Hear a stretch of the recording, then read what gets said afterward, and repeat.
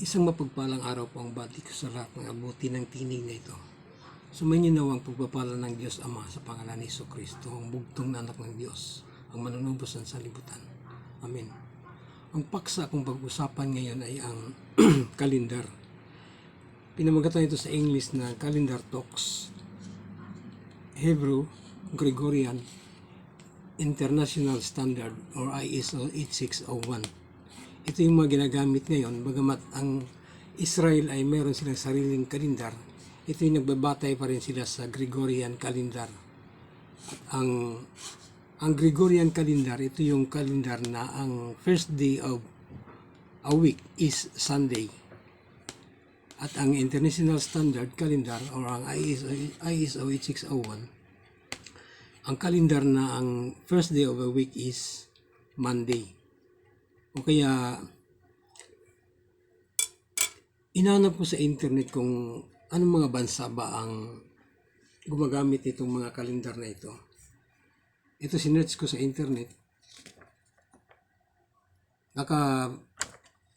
Nakabuo ako ng 200 plus, 232 na mga bansa.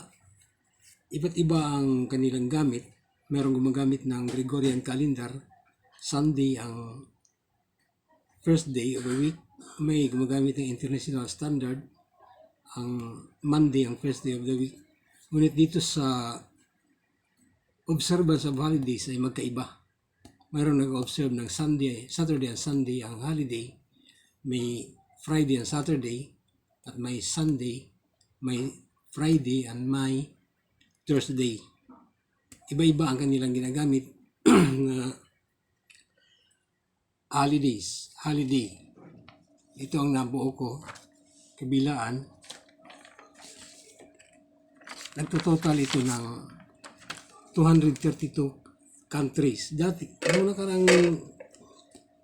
taon lang ay nagtototal ito ng 194 countries. Ngayon ay mayroon ng total na 232. Itong iba, claiming countries pa siguro ito or approved na sa International Committee na magiging country. So ito na ang meron silang mga record dito. O kaya dito ko nalaman ang International Standard Calendar at ang Gregorian Calendar.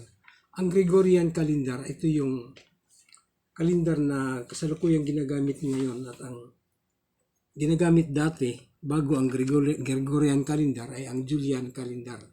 Ang Julian Calendar, ito yung calendar na parang Gregorian Calendar. Ngunit ang first day of sa January 1 is Thursday. Ang nagtatapos ito sa December 31 ng Thursday. At gaya ito yung bago na ngayon na ginagamit ay ang Gregorian calendar na ang January 1 ay ang Friday at ang nagtatapos ito ng December 31 ng Friday din. Kaya ito na yung ginagamit ngayon, dalawa na lang ginagamit, wala ng Julian calendar, ito yung old calendar. Kaya ang ginagamit ngayon ang Gregorian calendar at ang International Standard Calendar or ang ISO 8601. Meron akong ginawa sa napakaraming bansa, 232 na bansa ang total lahat. Ang ginagawa ko dito ay ang nilista ko lang muna ay ang gumagamit ng Gregorian calendar. 65 countries ang gumagamit ng Gregorian calendar. Ito na ang mga bumubuo ng mga countries na gumagamit ng Sunday ang first day of the week. Bagamat Sunday ang first day of the week, magbibilang ng 7, so ang pang 7 niya ay Saturday. Iilan lang yung nag-practice ng Saturday ng holiday na nakasaad sa banal na kasulatan na ikapitong araw ay ang dapat ipangilin ito dahil ang Diyos ay natapos sa kanyang paggawa sa ikapitong araw. Yung Sabbath day or Saturday. Dahil Sunday ka nag-umpisa, dapat ang ikapitong araw ay Saturday. Ngunit marami dito sa mga bansa na ito ang gumagamit ng Saturday and Sunday. Bali, dalawa ang day off. Bali, ito yung regular working days is 5 and 2 days ang holiday. At ito yung gumagamit ng mga holidays na Friday and Saturday. Ito tumatama ito sa ang ikapitong araw ay ang Sabbath day, ang Saturday. Isa ito nangunguna dito dahil dito ang ang lahat ng pagbibilang ng mga taon ay nagmula sa mga Israelita. Kung kaya sa Israel, dito sila tumama, dito talaga nagmula ang tamang bilang dahil nagbabase din sila sa Gregorian calendar na ang umpisa ng linggo ay Sunday, kung kaya ang kanilang holiday ay Saturday. Marami din dito nag-observe ng Saturday ang kanilang holidays, Friday and Saturday, gaya ng mga Saudi Arabia, mga Muslim countries. O kaya ito yung gumagamit ng Gregorian calendar, 65 countries, including the Philippines, Israel. Ngunit dito nagkatalo na sa pag-observe ng holidays. Ang Philippines ay nag-observe ng Saturday and Sunday. Nag-umpisa siya ng Sunday, nag-observe pa rin ng holiday ng Sunday. Kumbaga, may tama ito. May sablay. Ito na ang ginawa kong listahan.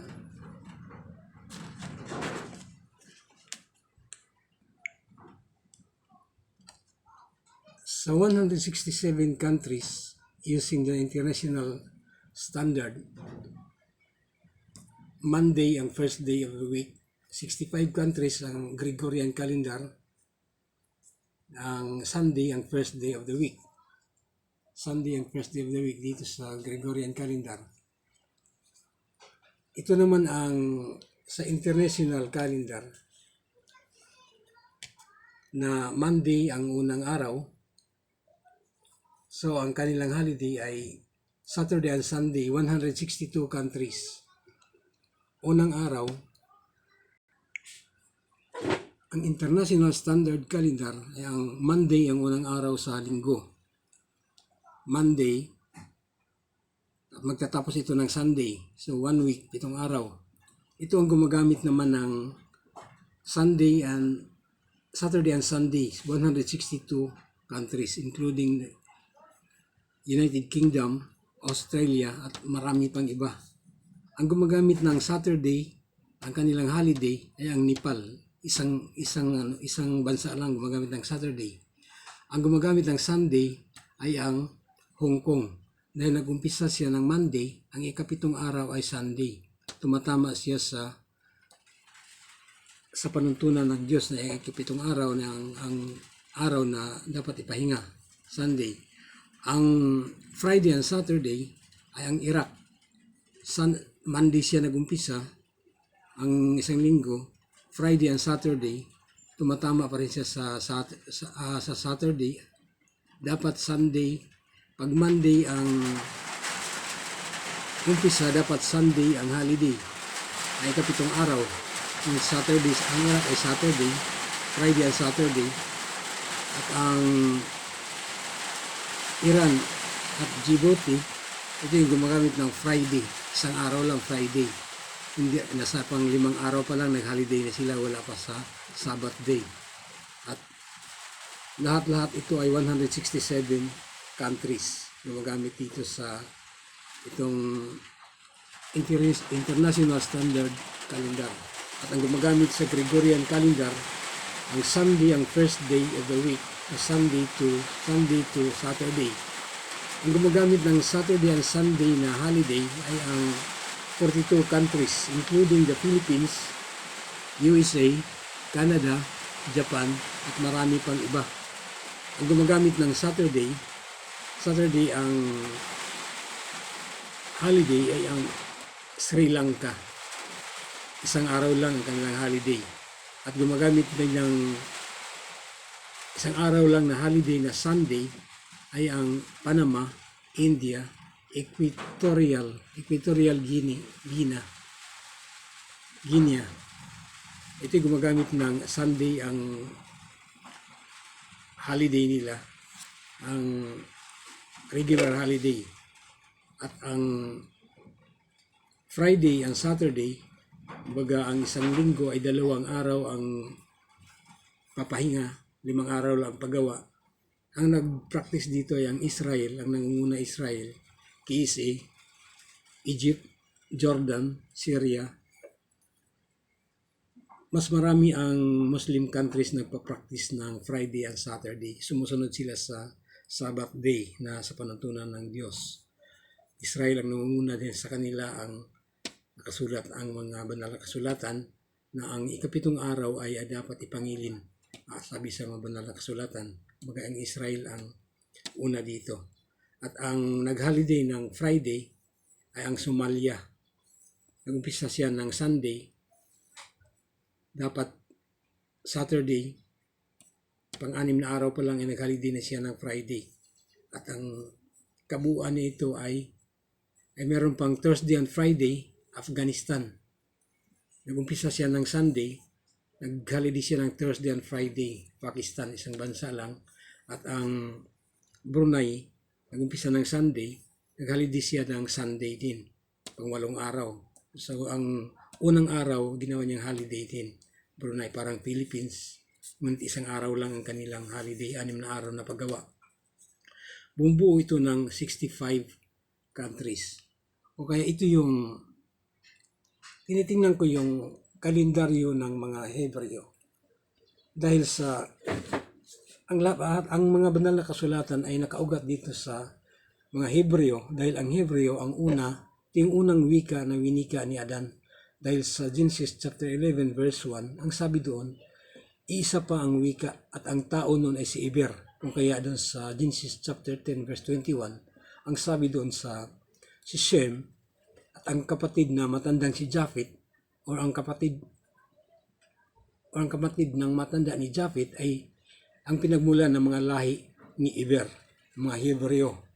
O kaya nabanggit na mga Hebreo dito sa Genesis chapter 11 verse 1, iisa pa ang wika sa daigdig. Anong wika ito? Ay ang Hebreo. Hebreo ang unang wika. Ang wika ang itinuro ng Diyos, itinanim kay Adan para gamitin.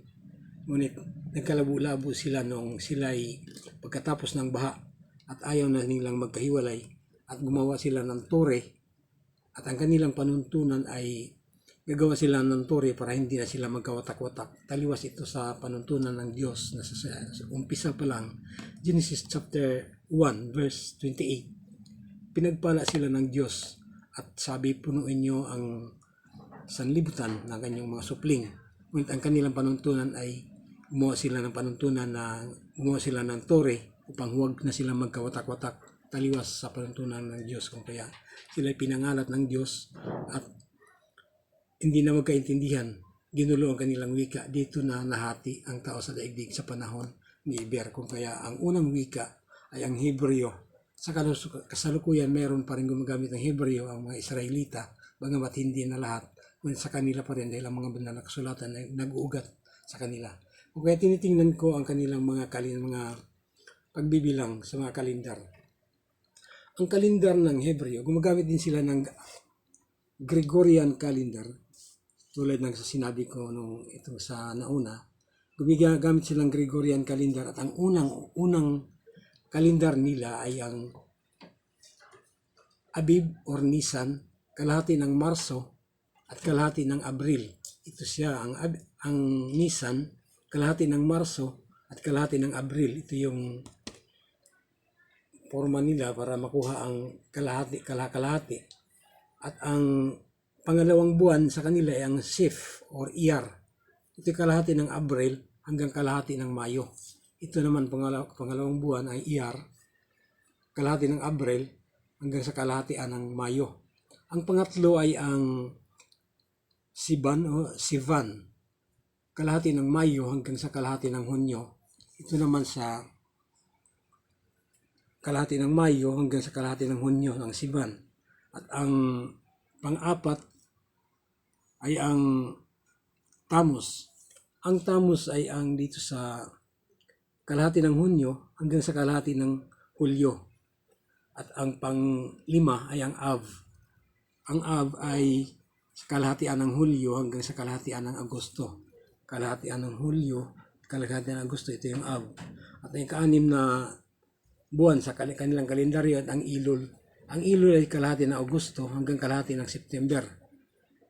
Ang sumunod ay ang Tishri, kalahati ng September hanggang kalahatian ng October. Ito yung pang-7 buwan ng bansang Israel. Ang pang-8 ay ang Hishvan, kalahati ng Oktubre hanggang sa kalahatian ng Nobyembre. At ang pang-9 ay ang Kislev, kalahati ng Nobyembre hanggang sa kalahatian ng Disyembre. At ang pang-10 ay ang Tevet, kalahatian ng Disyembre hanggang sa kalahati ng January. At ang pang-11 ay ang Shivat, kalahati ng January hanggang kalahati ng February. At ang pang-12 buwan ng bansang Israel ay ang kalahatian ng February hanggang sa kalahatian ng Marso. Naghati dito sa Nisan at saka sa Adar. Ito ang March. Kaya ito ang kabuuan ng kalendar ng mga Israelita. Ngunit ang ibang mga bansa, mayroon din mga kalendar kagaya ng Israel, ng Saudi Arabia. Mayroon din silang mga kalendar, ngunit nagpractice din sila ng Gregorian calendar na ang unang araw ay ang Sunday. At magtapos ito ng Saturday, kung kaya ang kanilang holiday ay Saturday, ang Sabbath day, dahil pinapractice nila ang ika-7 araw ay ang dapat magpahinga. Yan ang panuntunan na binigay ng Diyos sa tao. Kung kaya, dito ko nakita ang dahilan kung bakit naghati. Ang unang gamit noon ay kalahati ang mga gamit dahil sa nung binasa ko noon bago umalis ang bayang Israel sa bansang Ehipto. Ang sabi ng Diyos doon kay Moises at saka kay Aaron ay sinabi niya noon nung pinarusahan ng Diyos ang bansang Ehipto dahil sa katigasan ng ulo ng paraon na ayaw palabasin ang kanyang bayan upang sumamba sa kanya, ay katakot-takot na parusa ang ginawa ng Diyos sa Ehipto. At sa huling parusa ay ang lahat ng panganay sa bansang Ehipto ay mamatay. Kung kaya ito yung Passover kung tawagin, dahil sa huling gabi na yun ay maglilibot ang Espiritu ng Diyos upang patayin ang mga batang panganay doon ang lahat ng panganay sa Ehipto. Kung kaya sa Exodus 12, chapter 12, verses 1 and 2, sabi ng Diyos kay Moises at saka kay Aaron na sabihin mo sa bansang Israel na ang buwang ito ay maging unang buwan para sa inyo. Bagong panuntunan, bagamat mayroon na silang mga buwan, ng pagbilang ng mga araw, ng mga taon, mga buwan, ay gumawa ng panuntunan ng Diyos panibago sa Exodus chapter 12, verses 1 and 2. Sabihin mo sa bayang Israel na ang buwang ito ay magiging unang buwan para sa inyo.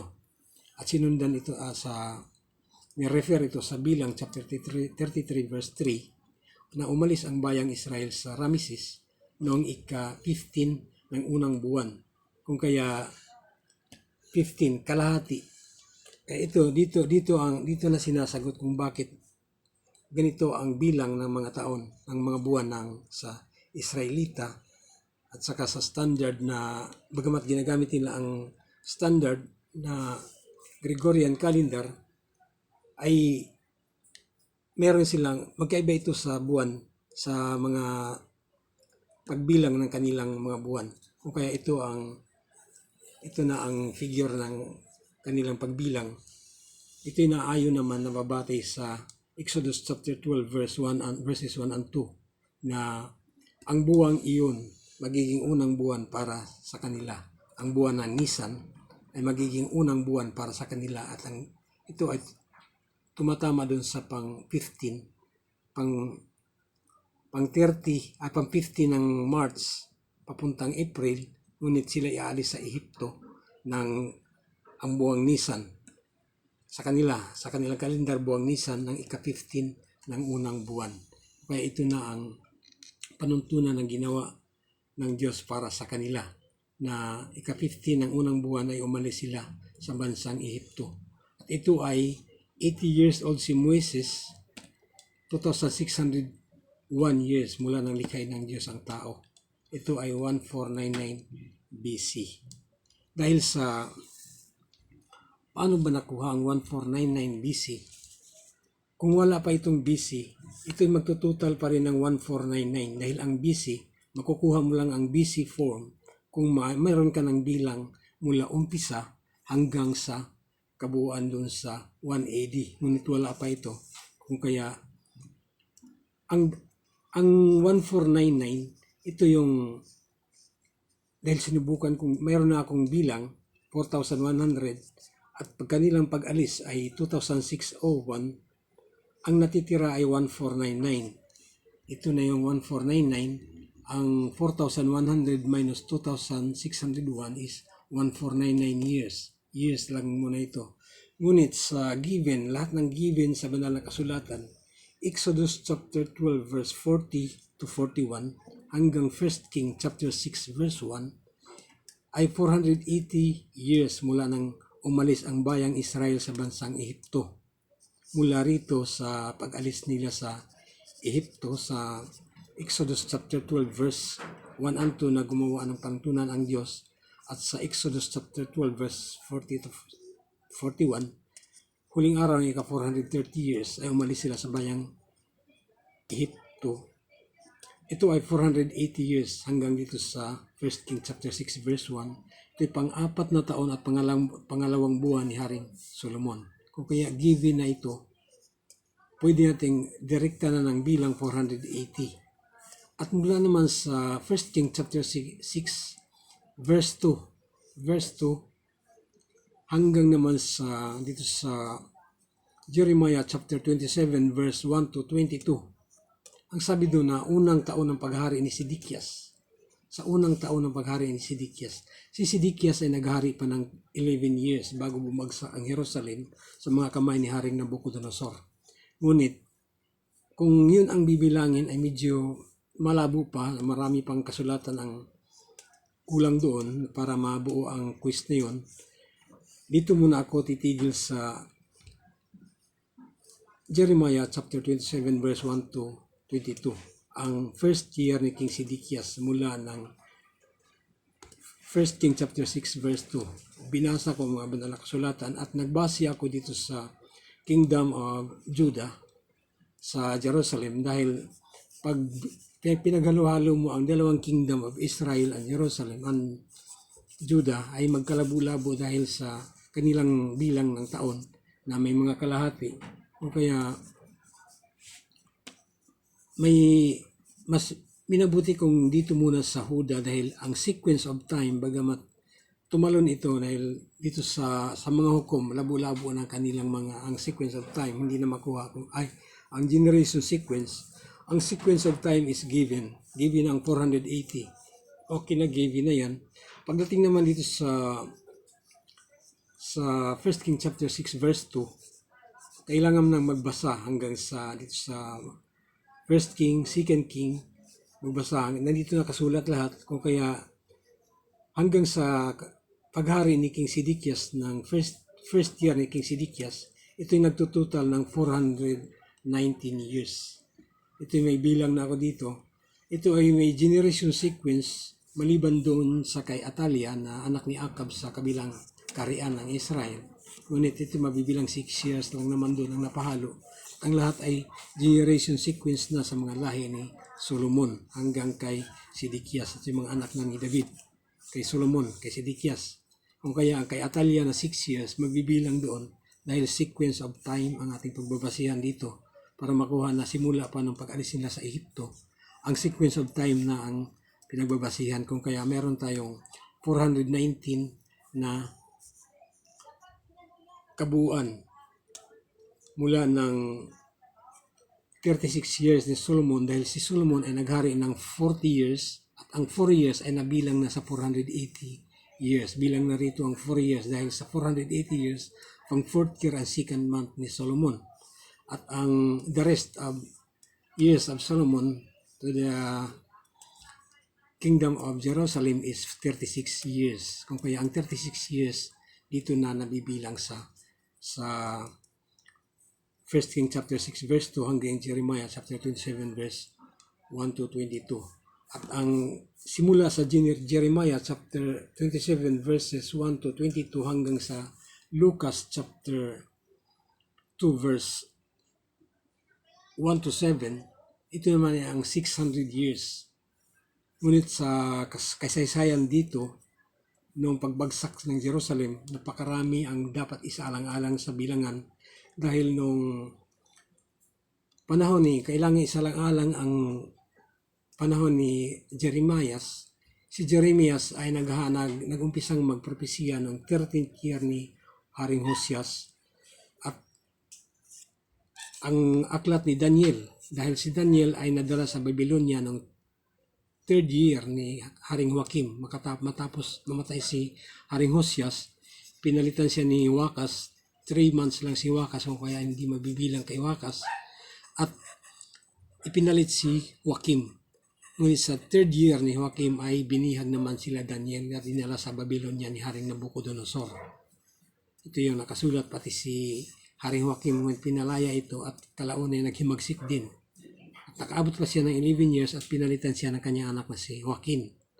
At 3rd year ni Joaquin ay ito naman pag-umpisa ng paghari ni Sidikias. Ito'y binihag na naman si Joaquin ni Haring Nabucodonosor kasama ang kanyang ina, ang mga tao sa palasyo.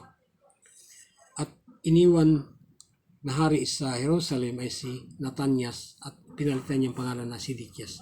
At dito na ako mag-umpisa. Kung kaya nakuha ko ang 600 years from Jeremiah chapter 27 verses 1 to 22 hanggang Lucas chapter 2 verse 1 to 7 dahil sa ibang kasulatan sa The Book of Mormon sa 1 Nephi chapter 1 verse 4. Ito rin katumbas ng Jeremiah chapter 27 verse 1 to 22. Unang taon ng paghahari ni Sidikias. Dito sila nag-umpisang lumisan sa Jerusalem papuntang lupang pangako na ang Amerika. At gumawa ng kasulatan si Nephi. Kagaya ng pagbuo ng Biblia, bawat generation, meron silang makasaysayan kung kaya nabuo ang Book of Mormon sa pamagitan ng generation by generation ng kanilang mga salinlahi. At meron silang isinulat hanggang sa nabuo ang Book of Mormon. At meron itong nabuo ang kanilang paglisan sa Jerusalem, year 1 nung first year ni Sidikias. O kaya ang year 1 nung first year ni Sidikias hanggang sa 600 years ay isinilang ang Mesiyas 1 AD. At bago isinilang sa 1 Nephi chapter 10 verse 4 ay pinupropesya na ni Lehi, ang ama ni Nephi, na 600 years ang lilipas mula ng lisanin nila ang Jerusalem ay isilang ang Mesiyas, ang manunubos ng sanlibutan. At sinundan pa sa 1 Nephi chapter 19 verse 8 na ang Diyos mismo ay bababa at iligtas ang kanyang mga tao. 600 years ang lilipas mula ng lisanin ni Lehi ang Jerusalem. O kaya dito na ako magtatapos. Ang 1499 years ay katumbas din ng 1499 BC.